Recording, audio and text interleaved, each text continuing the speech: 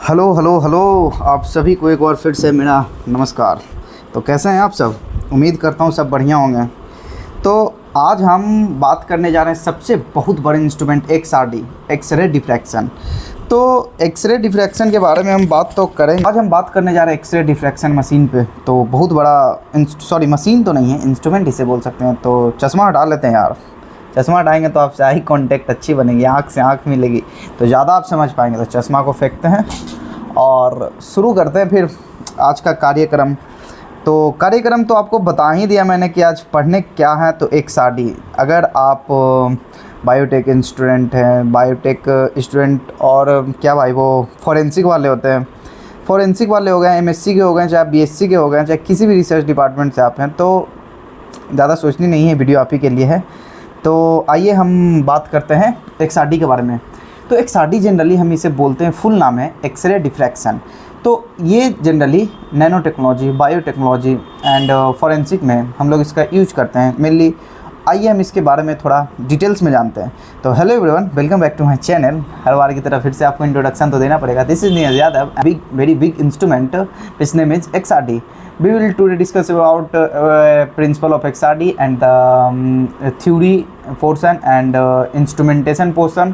तो चलिए शुरू कर। एक्सआरडी क्या है? एक्सआरडी का तो आपको मैंने पहले ही बताया कि एक्सआरडी का फुल फॉर्म होता है एक्सरे डिफ्रैक्शन। एक्सआरडी क्या है? तो एक्सआरडी एक नॉन डिस्ट्रक्टिव एनालिटिकल टेक्निक है। इसका मतलब सैंपल को डिस्ट्रॉय किए बिना ही उसकी इंटरनल स्ट्रक्चर को हम लोग इंटरनल स्ट्रक्चर की इन्फॉर्मेशन मिल जाती है, वही है एक्सआरडी।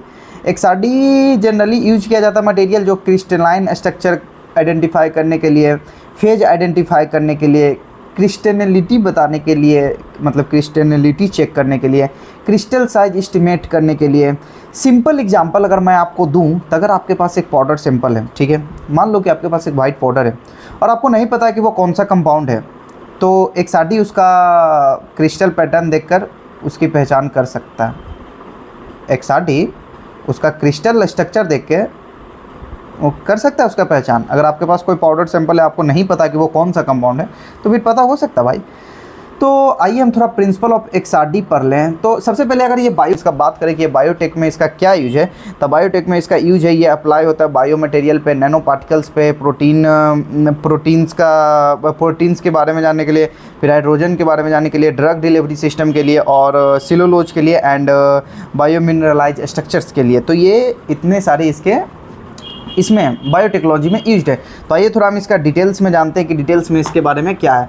मैं कॉपी इसलिए उठाता हूँ, लैपटॉप में इसलिए देख रहा हूँ क्योंकि ये एक बहुत बड़ा इंस्ट्रूमेंट है। अगर मैं आपको ऐसा नहीं चाहता हूँ कि कोई भी पॉइंट छूटे, कोई भी आदमी को परफेक्ट पूरा नहीं पता रहता, कुछ ना कुछ बातें इधर उधर हो ही जाती है। तो इससे अच्छा है कि थोड़ा देख ले, थोड़ा इधर उधर से देख के आपको बस क्लियर कर दें। मेरा मेन एम है कि आपको बस क्लियर करूं। मैं कोई भी चीज़ बता रहा हूं, कोई भी चीज़ पढ़ा रहा हूं, तो आपको क्लियरिटी देना मेरा काम है। भले ही मुझे यहाँ देखना पड़े, यहाँ देखना, ये मेरा पर्सनल नोट्स है, ये मेरा पर्सनल यहाँ पे लिखा हुआ है। तो इसका बुलेट पॉइंट जब तक मैं नहीं देखता हूँ तो मेरे दिमाग में नहीं आता, और वो मैं दिमाग में देखूँगा तभी आपको बता पाऊँगा। तो ये एक ज़रूरी चीज़ है, ये मेरा अपना चीज़ है जो कि मैं आप लोगों के लिए बनाया हूँ, वो आप लोगों को प्रोवाइड कर रहा हूँ। तो इसलिए ये ना समझे कि मैं इधर देख रहा हूँ उधर। तो आपको बस मेरी बातों पे फोकस करना कि मैं क्या बोल रहा हूँ और क्या आपको समझाने की कोशिश कर रहा हूँ, बस आप इस पे ध्यान देना। तो चलिए आइए तो एक्सरे डिफ्रैक्शन का प्रिंसिपल के बारे में जानते हैं कि एक्सरे डिफ्रैक्शन का प्रिंसिपल क्या है। एक्सरे की वेवलेंथ एटम के बीच की डिस्टेंस के लगभग बराबर होती है।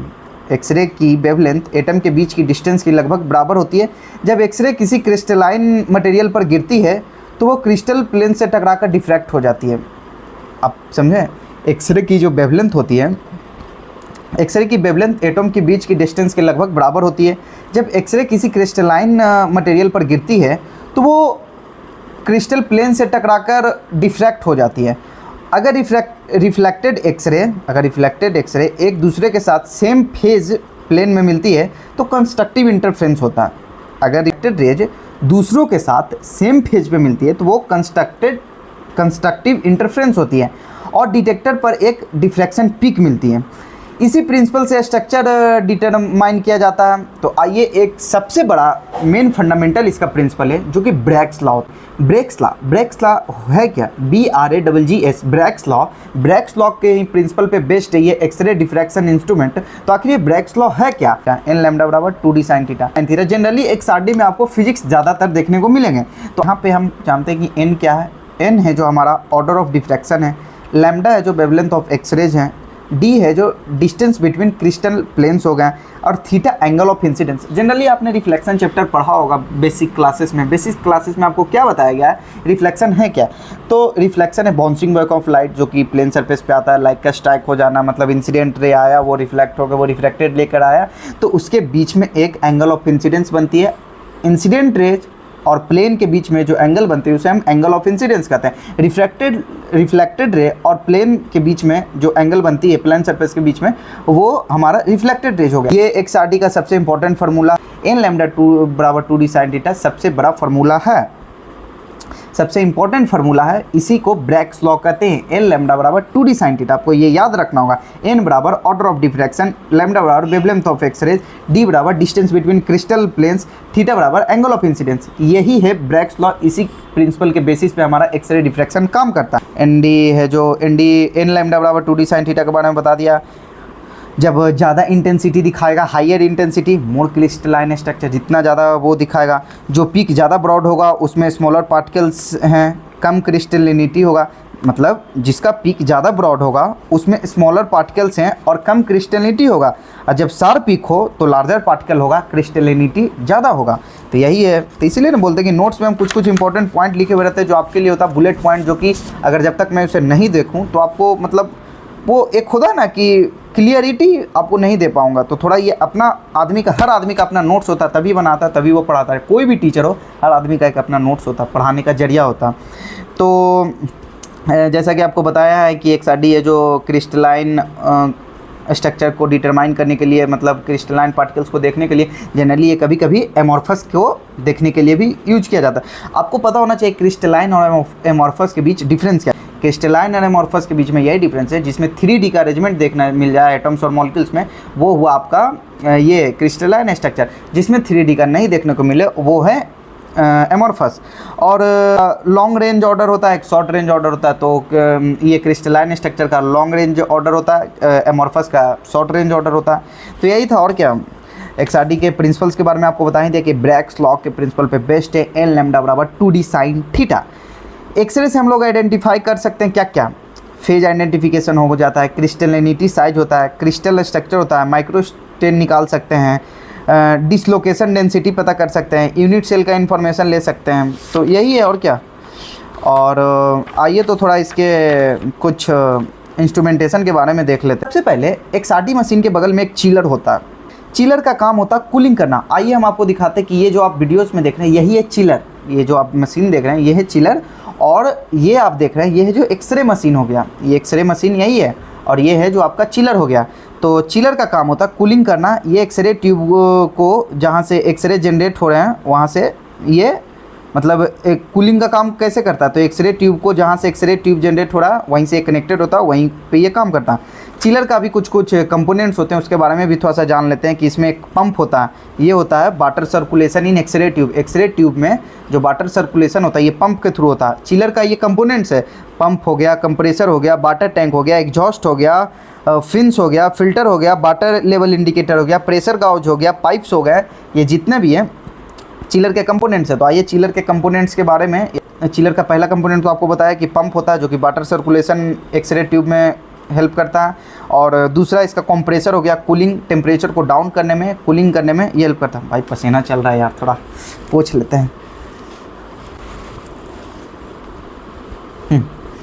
गर्मी है भाई, थोड़ा मतलब थोड़ा कुछ ज़्यादा इधर गर्मी है आजकल। कोई नहीं, तो कंटिन्यू करते हैं।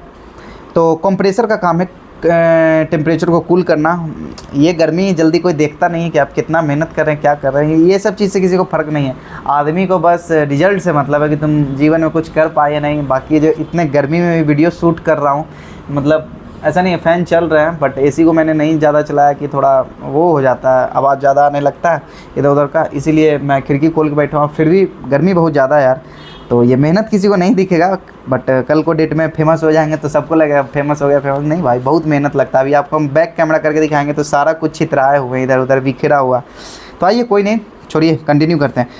तो कंप्रेसर का काम होता है, जब पंप पहले बताया कि वाटर सर्कुलेशन में हेल्प करता है, कंप्रेसर का काम होता है कूलिंग टेम्परेचर को हेल्प करता है। वाटर टैंक का काम होता है फॉर स्टोर वाटर के लिए एग्जॉस्ट एक लगा हुआ आता है। वाटर टैंक के बाद एक एग्जॉस्ट होता है, एग्जॉस्ट का काम होता है ये कूलिंग को सपोर्ट करता है, यह एक्सट्रैक्ट करता है हीट को बाहर निकालता है एग्जॉस्ट। फिन्स का काम होता है it contributes for cooling, fins का भी काम होता है कूलिंग के लिए। फिल्टर होता है मेश साइज का होता है 0.15 mm का होता है। वाटर लेवल एक इंडिकेटर होता है जो कि वाटर के लेवल को बताता है। फिर प्रेशर काउच होता है जो कि मेजरिंग करता है प्रेशर्स को। फिर पाइप्स होते हैं, टू हाउसेस पाइप होते हैं, यही है इसका, 2 हाउसेस पाइप होता है। तो जनरली यही था आपका चिलर का। चिलर के बारे में मैंने आपको बता दिया कि चिलर होते क्या हैं कैसे हैं। आइए तो हम एक्सरे इंस्ट्रूमेंटेशन का बात कर ले। इस टाइम हमने किसके बारे में बात किया, चिलर के बारे में बात किया। अब थोड़ा हम लोग बात कर लेते हैं एक्सरे के इंस्ट्रूमेंटेशन के बारे में। इंस्ट्रूमेंटेशन ऑफ एक्सआरडी मतलब एक्सरे का हम लोग देखते हैं कि इंस्ट्रूमेंटेशन क्या है। तो सबसे पहले इसमें एक इंस्ट्रूमेंट होता है एक्सरे ट्यूब, जहाँ पे चिलर कनेक्टेड था, जो मैंने आपको दिखाया चिलर को, वही था चिलर। अब एक्सरे को आपने देख ही लिया कि एक्सरे कैसा होता है, यही है एक्सरे मशीन। तो एक्सरे ट्यूब होते हैं। सबसे पहला इसका इंस्ट्रूमेंटेशन की बात करें तो एक्सरे का कंपोनेंट्स हो गए एक्सरे ट्यूब, जो कि एक्सरे जनरेट करता है, जिसमें कैथोड इलेक्ट्रॉन्स प्रोड्यूस करता है और एनोड पर इलेक्ट्रॉन्स टकराते हैं, इसी कोलिजन से एक्सरे प्रोड्यूस होती है। अगर आपसे कोई पूछे कि एक्सरे कैसे प्रोड्यूस होती है, तो कैथोड इलेक्ट्रॉन्स जो एक्सरे जनरेट करता है एक्सरे ट्यूब से, इसमें कैथोड इलेक्ट्रॉन्स प्रोड्यूस करता है और वो कैथोड है जो एनोड वाले इलेक्ट्रॉन पर जाकर टकराता है, तो कोलिजन की वजह से एक्सरे प्रोड्यूस होते हैं, जिसमें ज़्यादातर कॉपर टारगेट होते हैं। कॉपर टारगेट की वेवलेंथ हो जाते हैं 1.5406 एंगस्ट्रॉम, जिसको CU के अल्फ़ा रेडिएशन कहते हैं, कॉपर के alpha radiation. High voltage power supply अगर हम बात करें, जिसमें सेकंड कंपोनेंट इसका हो गया, तो ये एक्सरे ट्यूब को 20 से 60 की भी तक वोल्टेज प्रोवाइड करता है। हाई वोल्टेज के बिना एक्सरे प्रोड्यूस नहीं होगी। तीसरा हो गया बीम ऑप्टिक्स। बीम ऑप्टिक्स क्या हो गया, इसमें स्लिट होते हैं, स्लिट यानी कोलिमेटर और फिल्टर होते हैं। एक इसमें निकल फिल्टर्स यूज किए जाते हैं। फिल्टर है जब हमारा इलेक्ट्रॉन एक ऑर्बिट से दूसरा ऑर्बिट में जंप होता है तो रेडिएशन क्रिएट करता है, तो वो बीटा को ऑब्जर्व करता है। निकल फिल्टर का ये काम है। एक सैंपल होल्डर होते हैं। सैंपल होल्डर का काम होता है कि यहाँ सैंपल रखा जाता है और पाउडर सैंपल को अच्छी तरह ग्राइंड करके फ्लैट सरफेस के साथ माउंट किया जाता है। सैंपल होल्डर में पाउडर सैंपल को अच्छी तरह से ग्राइंड करके फ्लैट सरफेस के साथ माउंट किया जाता है। एक गोनियोमीटर होता है। गोनियोमीटर होता है जो ये एक्सआरडी का सबसे इम्पोर्टेंट मैकेनिकल पार्ट होता है, जो कि सैंपल और डिटेक्टर को रोटेट करता है और अलग अलग एंगल पर डिफ्रैक्शन मेजर करता है। तो गोनियोमीटर से ही एक्सरे ट्यूब, डिटेक्टर्स और सैंपल होल्डिंग तीनों अटैच्ड होते हैं। तो गोनियोमीटर होता है जो सबसे इंपॉर्टेंट कंपोनेंट होता है एक्सरे मशीन का। डिटेक्टर्स का हम बात कर ले जनरली, तो डिटेक्टर डिफ्रैक्टेड एक्सरे को रिसीव करता है। जो एक्सरे आता है उसको डिटेक्टर डिफ्रैक्टेड एक्सरे को रिसीव करता है और ये एक्सरे की इंटेंसिटी को इलेक्ट्रिकल सिग्नल में कन्वर्ट कर देता है। जो एक्सरे की इंटेंसिटी होता है उसको इलेक्ट्रिकल सिग्नल में कन्वर्ट करना इसका काम होता है। और कंप्यूटर और सॉफ्टवेयर होता है। सॉफ्टवेयर डिटेक्टर से डाटा लेकर एक्सआरडी पैटर्न जनरेट करता है और इस ग्राफ का एनालिसिस करके क्रिस्टल स्ट्रक्चर और फेज आइडेंटिफाई की जाती है। अगर हम बात करें एक्सरे में डिटेक्टर्स कितनी प्रकार की होती हैं, तो एक्सरे में डिटेक्टर्स 3 प्रकार की होती है। एक होता है पॉइंट डिटेक्टर, एक होता है लाइन डिटेक्टर, एक होता है एरिया डिटेक्टर, जिसे हम लोग 2D डिटेक्टर भी कहते हैं। लाइन डिटेक्टर को 1D डिटेक्टर भी कहते हैं, पॉइंट डिटेक्टर को 0 डिटेक्टर्स भी कहते हैं। तो ये 3 प्रकार के डिटेक्टर्स होते हैं। अगर मैं आपको एक रिकॉल दूँ तो वर्किंग स्टेप अगर हम एक्सआरडी का बात कर लें तो एक्सरे ट्यूब से रेज जनरेट होती है। बीम ऑप्टिक्स बीम को फोकस करती है और बीम सैंपल्स पर गिरती है और क्रिस्टल प्लेन से डिफ्रैक्शन होती है और डिटेक्टर डिफ्रैक्टेड बीम्स को रिसीव करता है और कंप्यूटर ग्राफ जनरेट करता है और सॉफ्टवेयर डाटाबेस से कंपेयर करके मटेरियल आइडेंटिफाई करता है। समझे आप? तो जनरली यही है। और आपको बताया है कि गोनियोमीटर सबसे इंपॉर्टेंट कंपोनेंट है इंस्ट्रूमेंटेशन का, जो कि सैंपल होल्डिंग, डिटेक्टर्स और एक्सरे ट्यूब्स को तीनों को एक साथ जोड़ के रखता है। तो इंस्ट्रूमेंटेशन आप थोड़ा ध्यान से देखें कि एक्सरे ट्यूब क्या है, अभी तो मैंने बताया ही उसके बारे में। हाई वोल्टेज पावर सप्लाई होता है, बीम ऑप्टिक्स हो गए, सैंपल होल्डर हो गए, गोनियोमीटर हो गए, डिटेक्टर्स हो गए, कंप्यूटर एंड सॉफ्टवेयर हो गए। तो यही है। अगर थोड़ा एक्सआरडी पैटर्न के बारे में बात कर ले तो एक्स एक्सिस पे 2 थीटा एंगल में होते हैं, बाई एक्सिस पे इंटेंसिटी होते हैं, पीक की पोजीशन क्रिस्टल प्लेन्स को रिप्रेजेंट करती है और पीक की हाइट इंटेंसिटी बताती है। जब कोई आपको पीक दिखे ग्राफ में तो पीक की पोजीशन होती है जो क्रिस्टल प्लेन्स को रिप्रेजेंट करती है, पीक की हाइट होती है जो इंटेंसिटी को बताती है। मतलब पीक की पोजीशन क्रिस्टल प्लेन्स को रिप्रेजेंट करती है और पीक की हाइट होती है जो इंटेंसिटी को बताती है। पीक की विड्थ क्रिस्टल साइज और डिफेक्ट्स की इन्फॉर्मेशन देती है। मतलब पीक की जो विड्थ हो गई, उसकी चौड़ाई हो गई, जो क्रिस्टल साइज और डिफेक्ट्स की इन्फॉर्मेशन देती है। अगर हम जनरली बात करें अब थोड़ा सा लास्ट टॉपिक पे, तो लास्ट इसका पॉइंट है एप्लीकेशंस। एप्लीकेशंस एक्सआरडी का मैंने आपको पहले भी बताया, तो आइए एक बार फिर से इसके एप्लीकेशंस के बारे में जान लेते हैं। अगर हम इसके बायोटेक्नोलॉजी में बात करें तो ये बायो मटेरियल्स में यूज होते हैं, ड्रग एनालिसिस में होते हैं, बोन इम्प्लीमेंट मटेरियल्स में होते हैं। नैनो टेक्नोलॉजी का बात करें कि नैनो टेक्नोलॉजी में एक्सआरडी का क्या यूज है, तो नैनो पार्टिकल्स की क्रिस्टल साइज की फेज आइडेंटिफिकेशन के बारे में। अगर हम फार्मास्यूटिकल्स के बारे में बात करें कि एक्सआरडी का क्या यूज है फार्मास्यूटिकल्स में, तो ड्रग पॉलीमॉर्फिज्म में यूज होता है। अगर हम फूड इंडस्ट्री में बात करें कि एक्सआरडी का क्या यूज है फूड इंडस्ट्री में, तो स्टार्च क्रिस्टलिनिटी और फूड पाउडर्स के बारे में ये बताता है। जियोलॉजी में बात करें तो मिनरल आइडेंटिफिकेशन के बारे में। मेटलर्जी में बात करें मेटल और एलॉयज का एनालिसिस के बारे में। तो इतने सारे एप्लीकेशन है एक्सआरडी का बहुत ज़्यादा एप्लीकेशन है, बहुत वाइड इंस्ट्रूमेंट है, इसका हर जगह यूज किया जाता है। तो आप थोड़ा अच्छे से पढ़ें। और अगर इसके एडवांटेज के बारे में बात करें तो नॉन डिस्ट्रक्टिव टेक्निक है, एक्यूरेट रिजल्ट देता है, फास्ट एनालिसिस है, क्रिस्टल स्ट्रक्चर को आइडेंटिफाई करता है, फेज आइडेंटिफाई करता है, क्रिस्टलिनिटी मेजर करता है। तो आपको जैसा कि मैंने बता दिया। और लिमिटेशंस की इसकी बात करें एक्सआरडी का, तो एक्सआरडी का लिमिटेशंस है एमॉर्फस मटेरियल्स के लिए इफेक्टिव नहीं है और सिंपल प्रिपरेशन इंपॉर्टेंट है इसमें। इंस्ट्रूमेंट एक्सपेंसिव होता है, तो very low concentration impurities detect करना डिफ़िकल्ट हो जाता है इसमें। तो यही है इसका, आपको जो कि मैंने बता दिया। तो यही थे एक्सआरडी के बारे में। और तो कुछ मेरे हिसाब से नहीं छूटा। अगर आपको कोई डाउट हो तो आप हमसे पूछ सकते हैं, कमेंट सेक्शन में पूछिए, सबका रिप्लाई देता हूँ। और बाकी आइए आपके साथ थोड़ा सा मैं कुछ सवाल जवाब कर लूँ। तो जैसा कि मैंने आपको पूरा थ्योरी, इंस्ट्रूमेंटेशन और वर्किंग प्रिंसिपल और एक एक चीज़ मैंने बता दिया। तो अब थोड़ा सा मैं आपसे कुछ क्वेश्चन पूछ लूँ जो वाइवा क्वेश्चन में आपसे पूछे जा सकते। तो क्वेश्चन मैं ही आपसे एक पूछ लूँ, आपसे मैं पूछता हूँ, अगर आपको आए तो कमेंट में जवाब देना, वरना मेरे से आंसर सुन के जाना है। एक्सआरडी का फुल फॉर्म क्या है? एक्सआरडी का फुल फॉर्म तो मैंने आपको पहले ही बताया था कि एक्सरे डिफ्रैक्शन होता है।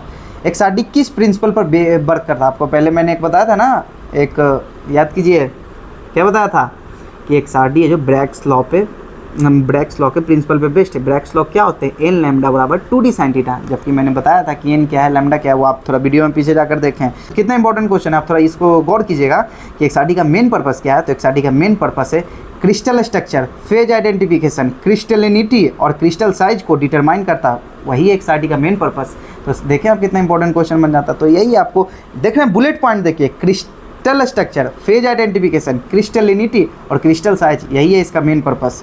तो एक्सआरडी का मेन पर्पस आपने देखा है। एक्सआरडी में कौन सी रेडिएशन यूज होती है? वाह, सबसे इंपॉर्टेंट क्वेश्चन यार, बहुत इतना तो वीडियोस देखे होंगे आपको, तो मैंने बताया था कि एक रेडिएशन के बारे में। बताइए वो रेडिएशन क्या है? एक्सआरडी में कौन सी रेडिएशन यूज होती है बताइए। तो नहीं पता, जिन्हें पता होगा तो कमेंट में लिख देंगे, बाकी तो मैं आपको बता ही रहा हूँ कि एक्सआरडी में कौन सी रेडिएशन यूज होती है। तो एक्सआरडी में एक्सरे यूज होती है। सबसे कॉमन सोर्स बता रहा हूँ आपको, ध्यान दीजिएगा, याद रखिएगा, कॉपर के अल्फ़ा रेडिएशन। मैंने बताया था ना, कॉपर के अल्फ़ा रेडिएशन के बारे में आपको बताया था कि सबसे कॉमन रेडिएशन है जो यूज होता है एक्सरे में, जिसकी वेवलेंथ 1.5406 एंगस्ट्रॉम, मतलब ए मतलब एंगस्ट्रॉम होता है। तो इसका वेवलेंथ 1.5406 एंगस्ट्रॉम होता है। यही है एक्सआरडी का सबसे कॉमन रेडिएशन जो कि यूज होता है, कॉपर के अल्फ़ा रेडिएशन। तो एक्सआरडी में सैंपल किस फॉर्म में होता है आपको पता है ना? मैंने सबसे पहले डिफिनेशन में बताया था कि एक्सआरडी में सैंपल होते हैं जो जनरली पाउडर फॉर्म में यूज किया जाता है। पाउडर को अच्छी तरह से ग्राइंड करके सैंपल होल्डर में फ्लैट सरफेस के साथ रखा जाता है। और गोनियोमीटर, अभी बताया था गोनियोमीटर, ये मत बोलना कि ये नहीं आता। गोनियोमीटर के बारे में मैंने बताया, गोनियोमीटर का क्या काम होता है वो बता दियो, फंक्शन क्या है बता दियो यार। गोनियोमीटर का नहीं है तो मैं बताता हूँ। गोनियोमीटर सैंपल और डिटेक्टर को डिफरेंट एंगल्स पे रोटेट करते हैं और डिफ्रैक्शन एंगल मेजर करते हैं। डिफ्रैक्शन एंगल मेजर करता है, तो डिफ्रैक्शन एंगल यानी 2 थीटा, यही है फंक्शन। अगर आपसे कोई पूछ दे कि डिटेक्टर का फंक्शन क्या होता है, डिटेक्टर का फंक्शन बताइए, तो अभी मैंने बताया था ना कि 3 टाइप्स के डिटेक्टर होते हैं, पॉइंट, लाइन और 2D यानी 2D एरिया डिटेक्टर। मैंने बताया है भाई, आप बताओ डिटेक्टर का फंक्शन क्या है। डिटेक्टर डिफ्रैक्टेड एक्सरे को रिसीव करता है और उनकी इंटेंसिटी को इलेक्ट्रिकल सिग्नल में कन्वर्ट करता है। याद रखा करो, डिटेक्टर्स का काम क्या होता है XRD में? डिटेक्टर्स का काम होता है कि डिटेक्टर डिफ्रैक्टेड एक्सरेज को रिसीव करता है और उनकी इंटेंसिटी को इलेक्ट्रिकल सिग्नल में कन्वर्ट करता है। यही तो डिटेक्टर्स का काम है, मैंने तो आपको पहले ही बताया था। यार क्या यार, थोड़ा याद रखा करो। उनकी इलेक्ट्रिकल सिग्नल में कन्वर्ट करता है, मतलब डिफ्रैक्टेड एक्सरे को रिसीव किया और उसको उसकी इंटेंसिटी को इलेक्ट्रिकल सिग्नल में कन्वर्ट करना डिटेक्टर्स का काम हुआ। एक्सरे ट्यूब का क्या फंक्शन है? एक्सरे ट्यूब का फंक्शन बताया भाई, एक एक चीज़ मैंने वीडियोज़ में बताया, पीछे जाकर सब देखना भाई। थोड़ा क्वेश्चन पूछ देता है तो सबको थोड़ा होने लगता है, लेकिन आप ध्यान से वीडियो को देखें। मैंने एक एक चीज़ बताया, मैंने बोला ना कि मैं क्या देख रहा हूँ, इधर देख रहा हूँ, उस पर आप ध्यान मत दीजिए। आप ध्यान दीजिए, मेरी बातों को गौर कीजिए। मेरे बातों पे आप ध्यान रखेंगे तो आपको समझ में सब कुछ आएगा। तो आप बातों पे मेरा ध्यान दीजिए, मैंने एक एक चीज़ बताया। एक्सरे ट्यूब का क्या फंक्शन है बता रहा हूँ।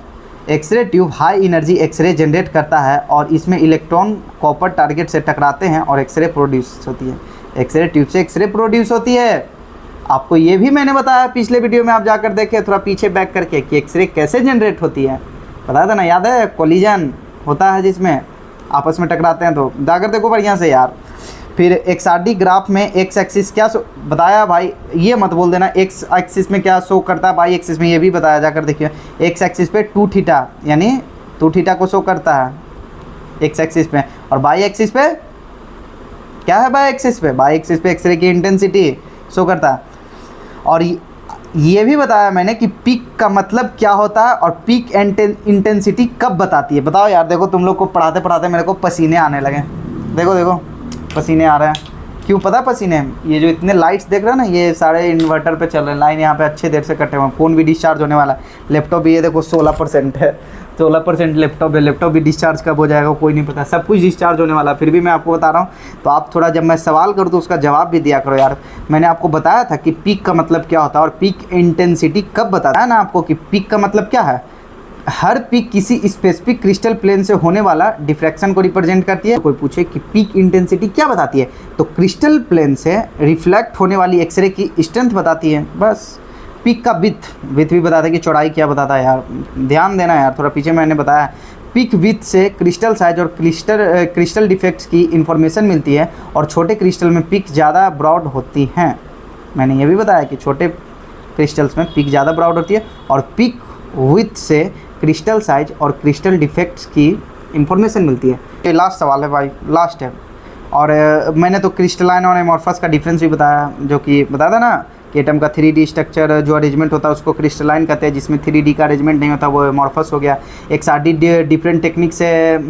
अब हाँ, मेरा एक क्वेश्चन था, भूलवा देते हो यार तुम लोग। XRD से एक क्वेश्चन था, सबसे इंपॉर्टेंट नहीं बोल सकते, बस बेसिक क्वेश्चन है, बताना इसका आंसर कि XRD डिस्ट्रक्टिव टेक्निक है या नॉन डिस्ट्रक्टिव। बता दिया यार, ये तो कमेंट में बता के जाना। XRD डिस्ट्रक्टिव टेक्निक है या नॉन डिस्ट्रक्टिव। तो मैंने सबसे पहला वर्ड यही बोला था, XRD is a non destructive technique. मैंने बताया था, देखो तुम लोगों को बताते बताते सिर्फ पसीने आ रहे हैं मुझे। XRD सबसे पहला वर्ड मैंने बोला था आते के साथ कि XRD is a non destructive technique होता है, जो कि सैंपल को डिस्ट्रॉय किए बिना एनालिसिस किया जा सकता है। इसमें यही बताते हैं यार। और XRD के एप्लीकेशन तो बता ही दिया, nano technology, biotechnology, pharmaceutical, material science, geology, metallurgy, polymer science, food science, इतने सारे इसके एप्लीकेशंस है। मैंने तुम्हें सारे एप्लीकेशंस बता दिए, तो सारे क्वेश्चंस मैंने बता दिए। इस वीडियो को अगर आप डेप्थ में जाकर देखते हैं, एक एक पॉइंट को समझते हैं, एक एक बात को मेरा समझते हैं, आपको इस वीडियो से मतलब नहीं कोई और डिटेल हो सकता है। मैं जितना डिटेल होता है सब एक एक पॉइंट को क्लियर किया हूँ, बेसिक से लेकर एडवांस तक। तो आप थोड़ा इस वीडियो को एक्सप्लेन में देखें, साथ में कॉपी लेकर बैठें, और एक एक पॉइंट को अगर जब लिखेंगे आप कनेक्ट कर पाएंगे कि मैंने क्या बोला है। तो सारा मैंने चीज़ बता दिया। अगर आपको ये वीडियो पसंद आती है तो भाई सब्सक्राइब करो यार। आगे मैं आने वाले टाइम में GCMS, गैस क्रोमेटोग्राफी और मास स्पेक्ट्रोस्कोपी पे वीडियो लेके आने वाला हूँ। तब तक भाई को सपोर्ट करें और लाइक करें। चलिए तो मिलते हैं अगले वीडियो में, तब तक के लिए गुड बाय।